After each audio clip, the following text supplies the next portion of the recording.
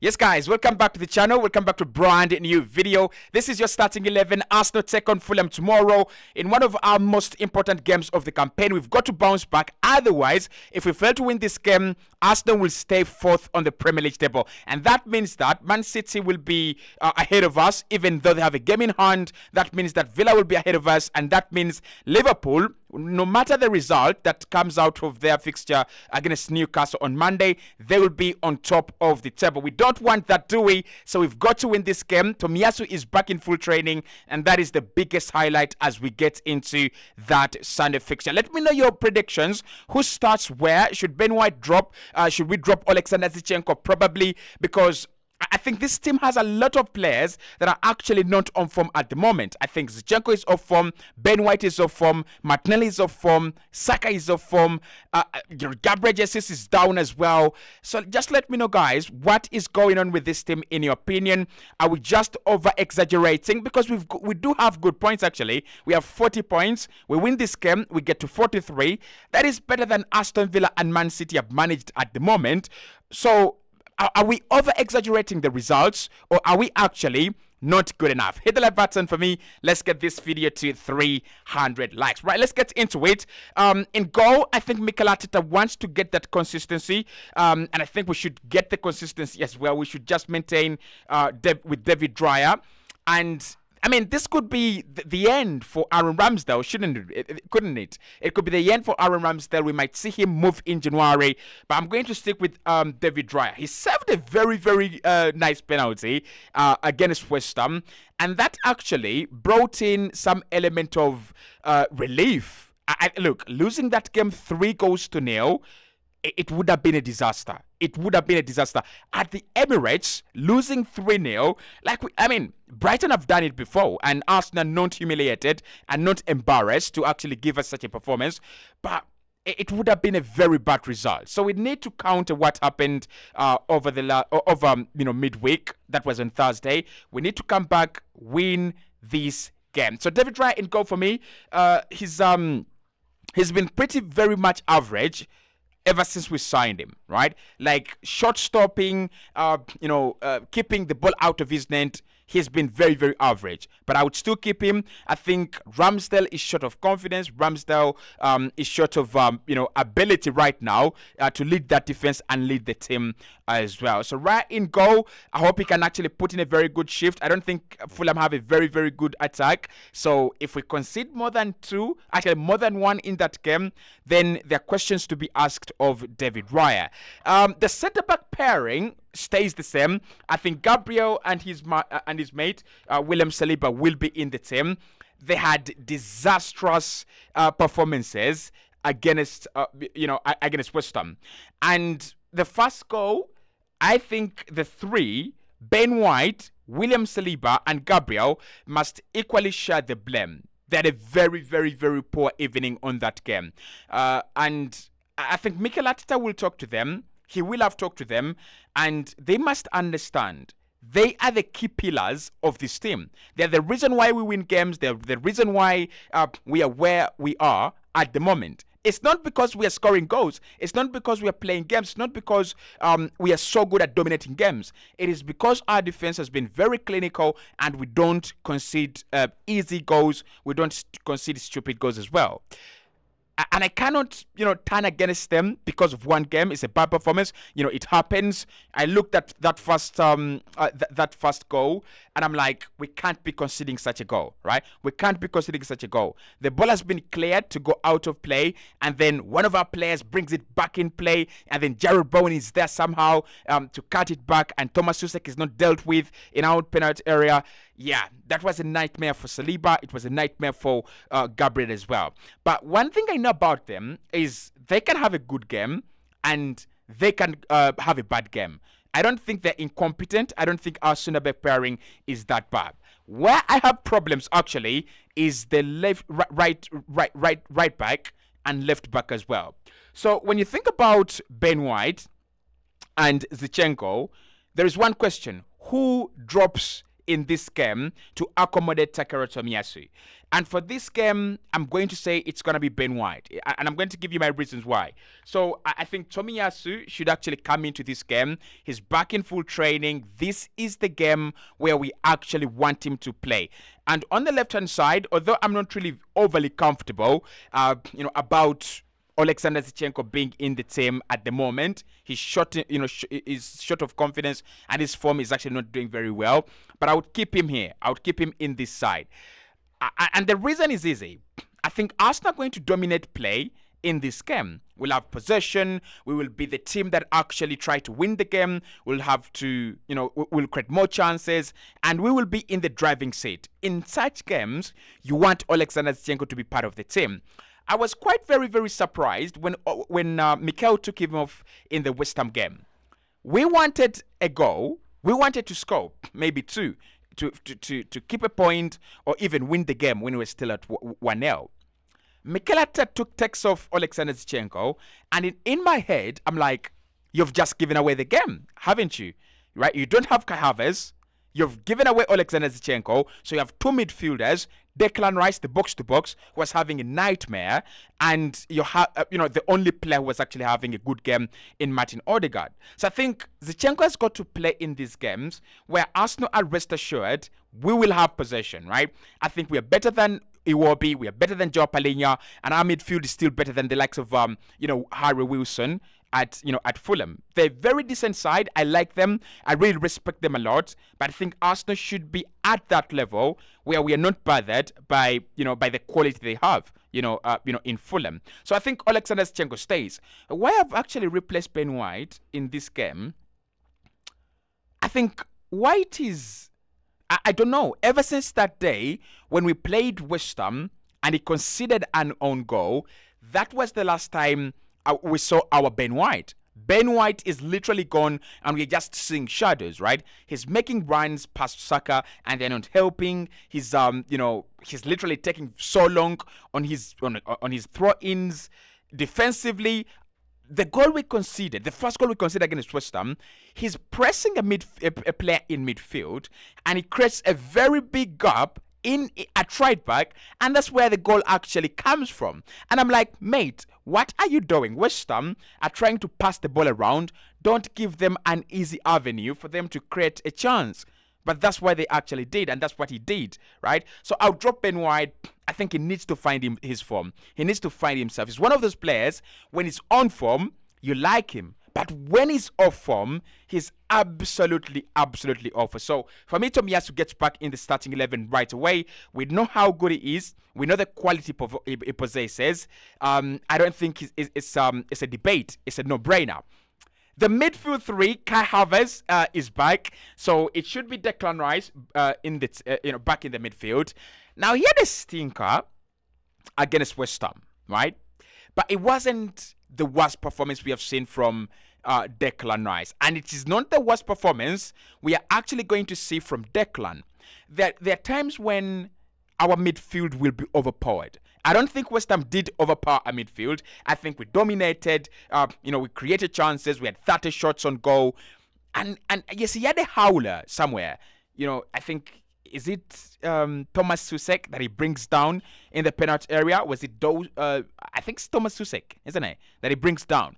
And yeah, the atmosphere gets to him.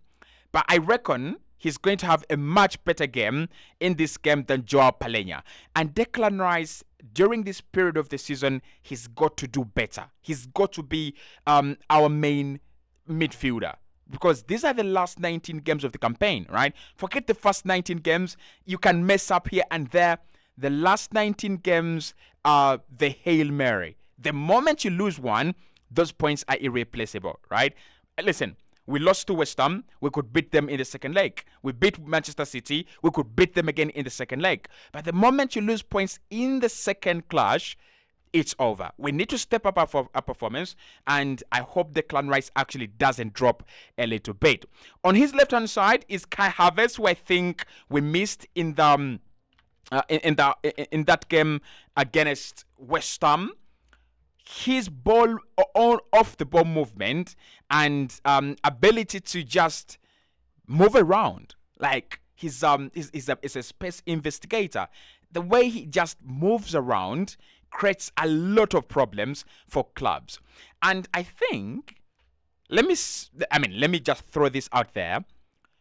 Kai Havertz is the most clinical player at Arsenal right now. Look at Gabriel Jesus. Look at Gabriel Martinelli this season. Look at Saka this season.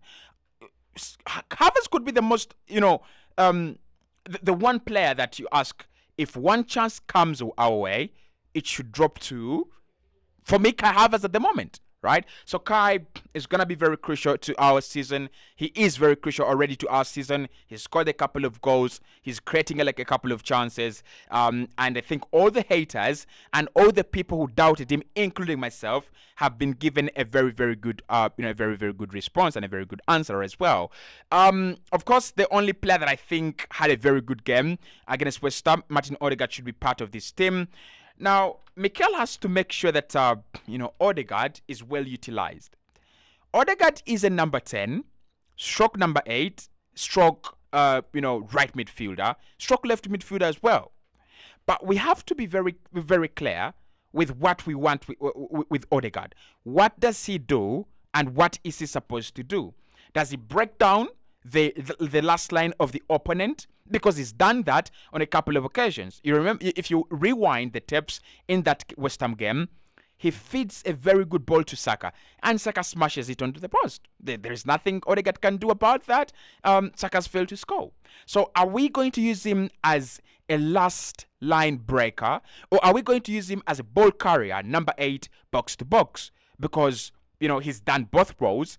But I don't think it is better for him to do both of them. It's better for him to do one of them. He either carries the ball into the final third.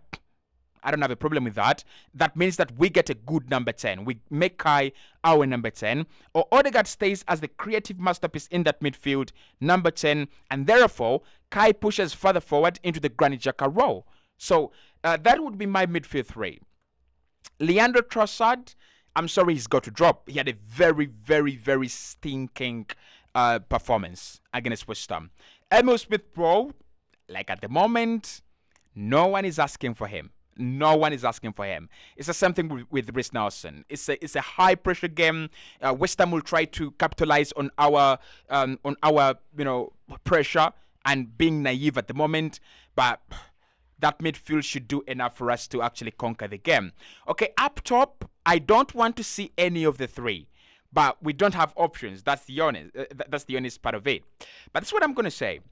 I would love Leandro Trossard to start ahead of Gabriel Martinelli. Now, the conversations we're having about Gabriel Martinelli are not new. Last campaign, we talked about Martinelli dropping off, being off form and all that. And Mikel Arteta was very wise as a manager.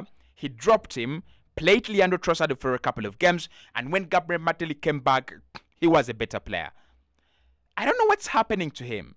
He's failing to take on players. He's afraid to take on players, and he's afraid to take shots, and when he does, he puts them wide of the post. So the question is easy. What has changed? And why is he like this? Mikel has got to find an answer, or he has an answer that he has not found a solution to. Why is our best finisher standing in between the goalpost and putting it wide? Why is our most clinical player the worst finisher this season? Right?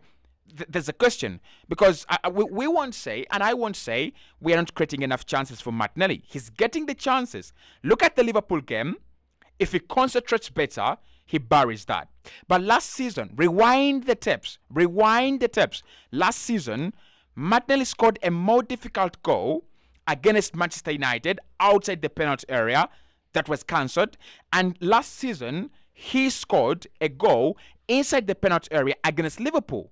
He has missed a sitter against Man United this season. He has missed a sitter against Liverpool this season. Surely there is something wrong, and someone is bound to ask questions, and we need to find answers as quickly as possible. So for me, Leandro Trossard, although he's having stinkers as well, but I think his experience and his ability on the ball at the moment, we would benefit from, and his ability to drop in midfield and help out as well. So Trossard for me.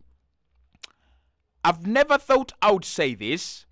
I've never thought I would say this, but this is a game where I would place Eddie Nketiah over Gabriel Jesus. Yeah, it's a game where I would play Eddie over Gabriel Jesus. And everyone on this channel knows my thoughts about Eddie Nketiah. Not good enough to play at this level. Not good enough for an Arsenal side. Not good enough to win us the title. But Gabriel Jesus, the guy just doesn't care about scoring.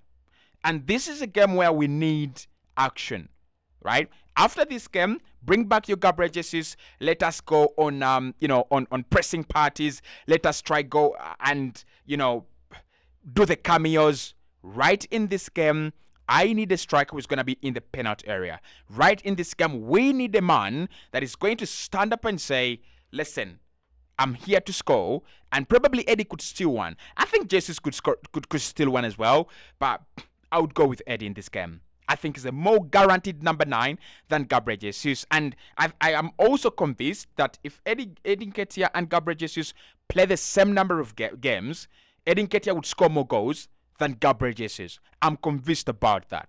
Lastly, it's Saka. Like, I can't drop all of them. I can't drop all of them, right? They're shit. They're doing a very, very poor job, but you've got to keep Saka. He's having the numbers. Right, he's having the numbers. There's no way you go or drop Saka. He's not doing well. Like I just put him in the number 9, right? But on the right wing is Bukayo Saka. I think with Saka, again, Mikel has got to ask himself a question: why do I have Bukayo Saka not performing at the level he should be performing at? Why? This is a winger who scored against Manchester City last campaign. He is the same player who scored against Man United last campaign, scored against Liverpool last campaign. Where is all that? Where is the Saka that was banging in shots outside the penalty area against Manchester United's David De Gea, one of the best goalkeepers the world will ever see? Now, he can't score against Andre Onana. He can't score against the likes of Petrovic, Sanchez. I think there's a problem. I think there's a problem with the attack. There is that kind of lack of coordination, and I think it was Gary Neville who was saying that that front three is not trying to find themselves enough, and there is no communication, and there is no cohesion, and there is no understanding between that front three, and we've got to find it, right? I don't want to do this as a rant. It's starting 11. I'll be dropping my preview very, very soon. So make sure you watch out for that as well. I'll see you right very, very